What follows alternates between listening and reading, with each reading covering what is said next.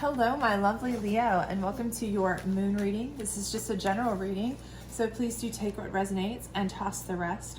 Also, if you enjoy this reading, please do like, subscribe, share, hit the notification bell, all that great stuff, because I will be putting up weekly readings as well as the June monthly readings, and you don't want to miss those. If you haven't had a chance, please do check out the love readings and the abundance readings, which are career and finance based, if those are up on my channel now. So let's go ahead and get started. This is a 7-card moon circle.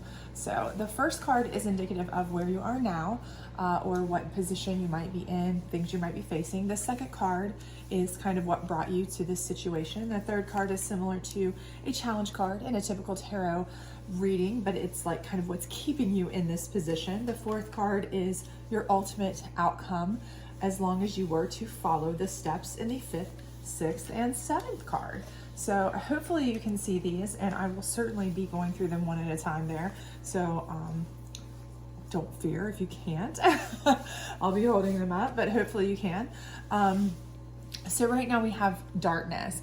And for those of you who are like, yeah, I'm sitting in darkness, it sucks. But that's not specifically what this card means in this deck. It's more about kind of like you are sitting and watching. Okay, so maybe you have a problem, maybe you have a concern, maybe you feel like people are feeding you a line of junk right now, right? Like people are telling you what you want to hear, but you know something's not right. Or people are giving you stories, or they're saying things and you're like, no, that's definitely not true. Things are not on the up and up, right? So what you are doing right now is you feel like you're in a place where you're kind of like, I need to hide and watch, right? I need to just kind of observe. I have 2 ears, like I always tell my children, you have 2 ears and 2 eyes for a reason and only 1 mouth, right? So you can talk half as much as you listen and observe, right?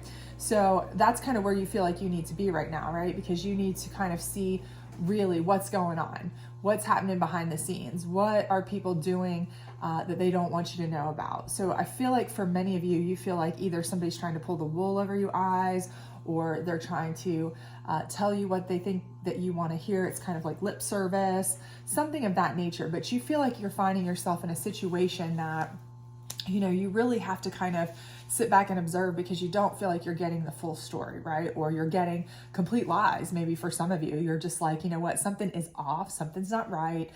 And I know somebody's telling me just a boatload of lies, or they're telling me half truths, lies by omission, something's going on. And, you know, or it could be a work situation and they're, you know, they're breadcrumbing you, they're telling you, you know, partial things, but you're like, no, I know something's up, right? They're getting ready to close down, or they're getting ready to lay off, or, you know, somebody else is getting ready to get the promotion that I'm supposed to get. You know, something's happening relationship wise. Somebody's not acting right. They're not telling you the right things. And you're like, I know there's something happening, right? Something's going on. Somebody's lying to me. Somebody's telling me something. I get the gut feelings there. You know, the balance is off. Everything is telling you you need to be in this observant mode, right? And it's an awkward, unhappy feeling, right? To know that you feel like somebody's feeding you a line of crap, right? So what's given that? Okay, so what's causing this is change, right? So this is change. And I feel like for most of you, this is a change in somebody's behavior, okay? So your relationship, you've noticed changes in behavior, right? Maybe you've changed relationships, okay? Maybe you've gotten into a new relationship and this person all of a sudden is totally different than when you first met them. Or maybe you've gotten out of a relationship and you're noticing, you know, right now, I don't trust anybody. So this is more like I'm observing everybody for everything, because I don't trust a single word anybody's telling me, because your situation has changed, right? Now you're single, you're out there, you're looking, but because of a past bad relationship and your situation having changed, you have a trust issue, or you know, and maybe rightly so, right? So now you're like, I'm not going to believe a word anybody says. I'm going to hide, wait, watch, observe, see everything I can from the back end. Same thing with this. It could be a change in a job. You may be looking for a job. Maybe your last job did you really poorly. And so you're changing positions. But right here, you're like, okay, but I don't trust what they're telling me. They're promising me a whole lot of stuff that I've been promised before, right? And I am not believing this. So I'm kind of, you know, maybe you're on the internet reading anonymous employees' reviews.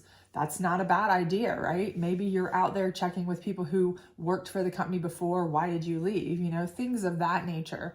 What's the real deal, right? You're trying to find the real deal. But again, you feel like you are on a defensive mode almost because of some changes, whether it be in your situation that's made you have to look for these changes because of, you know, a past issue that wasn't great for you, and it's kind of made you feel like you have to be on the defensive to protect yourself, or it's a current change in somebody's behavior at work, at home, with your relationship, to where you're like, something's up, right? And I need to find out what's up before. So this is more a proactive rather than like a, you know, a reactive from a past relationship. But whatever the situation may be, take it as it resonates for you personally.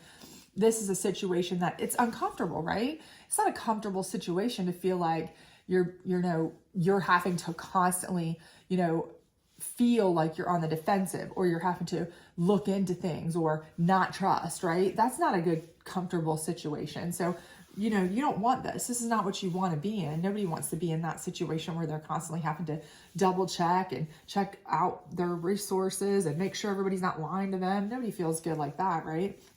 What's keeping you in it is self-reflection.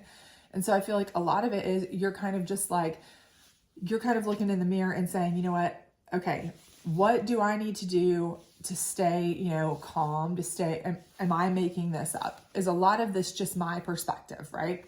Am I being too cautious? Am I being too careful? Am I putting too much, you know, self-doubt into this? Am I just somebody who's an alarmist? Am I, you know, all these self-doubt kind of things.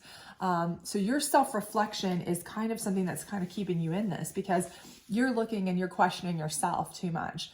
And the thing is, the bottom line is, if there's a change in somebody and your gut's telling you something's not right, or you've come out of a relationship or a job or something where you weren't treated right, you have every right to feel a little bit skeptical, right? So this is not something that should be questioned, okay? But it does keep you in the cycle, right? Because you're looking in here and you're seeing this person and is almost underwater, right? And you don't want that water to rise over you again. Maybe it's happened to you before, right? You're like, I'm not going to let that happen again. So you're like, I have to do what I have to do. But that, again, is keeping you on the defense, right? Keeping you constantly worried, stressed a little bit. Is somebody lying? What's happening? Is something changing? Is it getting ready to go downhill? You're constantly feeling like you're waiting for the other shoe to drop. And that's not a great feeling, right? So what's your ultimate outcome? It's a new beginning, okay? And for many of you, this could be a new beginning completely in a whole new like relationship, job situation, life situation. Or it could be, for some of you, a new beginning in how you see things, how you view things, okay? But for most of you, to be quite frank, the feeling that I'm getting is this is a new beginning in a relationship, because I do feel like the changes that you're seeing or what you're feeling is justified, okay? Your gut is not typically wrong.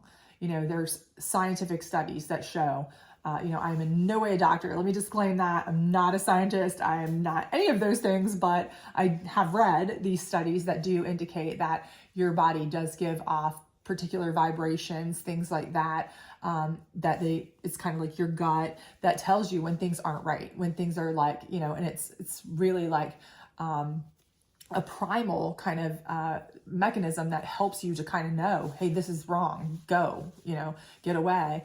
And it's something that a lot of times you try to talk yourself out of with your head or your logic or your heart or whatever. But a lot of times your gut knows before you do, right? It just, your intuition just knows. So I do think for a lot of you, this is not something where you're wrong, unfortunately. And I do feel like a new beginning may be in the cards for you completely, because you're not wrong. And you may, by sitting in this darkness, find out things that, you know, may lead you to that path.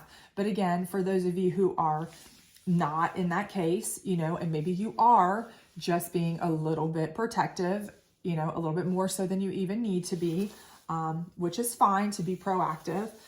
You know, this new beginning may be just something where you find out that it was a little bit much, and you can kind of start to trust again. The new beginning may be your outlook that you can trust a little bit again, right? Maybe you've gone through a situation where you've lost all trust in people, humanity, everything, because you had a really bad experience and it's changed your outlook. But this is a new outlook for you where, you start to trust a little bit more. You start to let down your walls a little bit. Okay. So that could be a new beginning for some of you too. Again, take it as it resonates. And as you go through the process, what you learn, what you discover. Okay.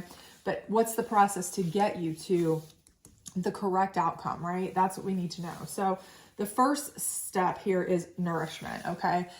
And this is key, because a lot of this is self-love, right? Everything starts with self-love, right? If you are not taking care of yourself, you cannot take care of anybody else. You can't see clearly. You can't think clearly, right? You're scattered. You're not focused. If you're constantly stressed, if you're constantly worried, if you're constantly struggling, if you're constantly spread thin, can you really focus on the issues at hand? Can you really focus on what you need to? Are you really making good decisions, or are you making emotional decisions, which are never, I won't say never, but very seldom good decisions, right? They're emotionally charged. They're like gut instinct decisions that sometimes are like knee jerk, right? They're not gut instinct meaning like, okay, I followed my gut, but I also checked with my logic and I checked with, due diligence. No, they're knee jerk decisions, right? So it's like, bam, I did that. And then I'm like, oh crud, that was just too much too fast. I should have taken the time to calm down, to think it through, right? So the first thing you have to do is you have to nourish yourself. You have to make sure that you're taking care of yourself, okay? Don't get yourself bogged down in stress and worry and waiting for the other shoe to drop, okay? You need to take some time out for yourself, okay? I don't care what it is you enjoy. I don't care if it's just going to get a massage, if it's just taking a night off of thinking about things to watch a movie. I don't care what it is, right? And I don't have any problem admitting that I suffer from OCD and anxiety. And, my psychiatrist told me many years ago, find something that you enjoy at night to watch and immerse yourself in. And I got into watching Jeffree Star makeup videos, oddly enough. And it was something that kept me from worrying about all the things that I needed to do for work the next day. Because otherwise I would find myself up at midnight, 1 o'clock in the morning, checking emails, doing work to get ahead for the next day, right? Because I was so worried that I'd be behind if I didn't keep working all the time, right? So, this is kind of where you could find yourself, and that's not healthy, right? It's not a healthy way. So, if you're constantly worried, waiting for the other shoe to drop, constantly on the defense, you can't take care of yourself. You can't be in a healthy state. So find yourself something you enjoy. Take some time out, let your brain have a break, let your soul have a break, and nourish yourself, okay? That's first thing. That's going to give you a better perspective, okay? The next thing is have some peace, okay? And again, this is how you get the peace, right? You're like, well, how can I ever have peace when I'm constantly feeling like someone's lying to me, or someone's doing something behind my back, or I can't trust people? Well, so there's got to be somebody you do trust, right? There's somebody in your life. Just about everybody has somebody they feel like they trust. I don't care if it's a parent, a best friend, a older sibling, a family member, a childhood friend, a clergy person. Somebody has somebody that they kind of trust, right? I don't care if you need to go to a retirement home and find somebody who has, Alzheimer's or dementia, because they can't share your secrets, they'll forget them. And I mean that in no disrespect, but sometimes they enjoy having someone to speak to, and you can get mutual benefit out of that, because that they don't have any, anybody to share your secrets with that you have in common, so you can talk openly with that person and they enjoy your company as well. So, I have read studies about that it's mutually beneficial. Again, not a doctor, but I have read those studies. So, maybe that's your peace. It's like free therapy for both of you, perhaps, and they love the visit. So I have heard that, I've read that. Maybe that's an option. Whatever it is, there's ways for you to find somebody that you can have peace and trust and release with, somebody to talk to, right? So if you've got nobody in the world, find somebody, right? There's somebody out there you can talk to. Call an anonymous helpline. There's a million of them out there, right? For people that want to talk, to help you get through things, right? 800 numbers aplenty. Call that number. Whatever you need to do to find that peace, to nourish your soul, do that, right? Let them know. Say, listen, I'm struggling because I'm constantly on the defense. Find a counselor. Find somebody who is a medical professional, because clearly I am not. I'm just spitballing ideas out there that may or may not be helpful to you. But again, you know, this is the type of thing that you have to have, because you cannot feel at peace to make a good concerted decision about your life and what you need and what is really going on behind the scenes or not going on, without being clouded or jaded or kind of biased or even an obscured decision, unless you are kind of at peace with yourself, feeling like you are in your kind of state of calm. Okay, we don't want knee-jerk reactions. And then once you're in that place, right, that place where you feel calm, where you feel like you've gotten things out, where maybe you've even been able to kind of, again, bounce ideas off somebody who is not close to the problem, not close to the situation, that can give you actual feedback or input that, you know, maybe you haven't thought of, those kinds of things. Then you come in with your assessing, right? And this assessing is not just the assessing of the situation. We know you've done that repeatedly, a million times, right? But it's assessing of the situation in a different way, right? A way that is not as biased, that is from a calmer state, that is from a more rational state, in that, maybe it's taken other people who aren't so close to the situation's thoughts and ideas into consideration, but also it's taking an assessment of what you care about and what you need in. Okay. So for example, even if people have come and said, you know what, I don't think that you need to worry about this. I think maybe you're making a mountain out of a molehill. Okay. That's fine. But the one thing that you should always remember is perception is reality, right? If it feels real to you, it's real, right? If it is stressing you the crap out, it's stressful. I don't care if it makes any sense to anybody else in the world. That does not matter. What matters is, does it make you feel stressed? Then it's stressful to you, right? Then it's real. That's reality for you, right? So this is where you assess what you can tolerate, what you want to put up with, okay? So this is where you decide, okay, you know what? Maybe I am making a mountain out of a molehill. Maybe I've, taken care of myself. Maybe I've gotten to a place of peace. Maybe I've realized I have made a mountain out of a molehill. But you know what? I still don't like feeling like this. So I want to start over. I want to try again with somebody I can trust. I want to rebuild myself first in a place of trust, in a place of, maybe I want to get some counseling on how to trust again, how to, be a more solid, trusting person before I even try to take on any of this. These kinds of things, right? Maybe I want to go start my own business where I don't have to trust anybody. Maybe I want to go work for my friends, the only friend that I know I can trust before I even bother anything else, with other people, whatever it may be. This is where you assess how you feel and what you need, because that's ultimately all that matters, right? Does not matter what's real, what's not real, because whatever's real to you is very real. Perception is reality. Okay. So this is where your assessing comes in, and that's how you make your decision on what new beginning you want to make, right? And again, your new beginning may not be just to other people, right? It may be something where other people are like, wow, that person just jumped ship on an amazing relationship, an amazing job, because they were paranoid, because they were afraid to trust people who weren't trying to do anything wrong to them because of something in their past. You know what? That's okay. That's you. That's your life. But you know what? If it was weighing you down and it was making you feel uncomfortable, then you're better off anyway, right? Because it's your reality. So you might as well go where you feel comfortable. Life is about making yourself happy, yourself comfortable, yourself feel like you are safe and secure, right? So do what you need to do to start your new beginning. Whether it makes sense to somebody else doesn't matter. That's why nourishing yourself and finding your own self-peace is so important before you assess the situation.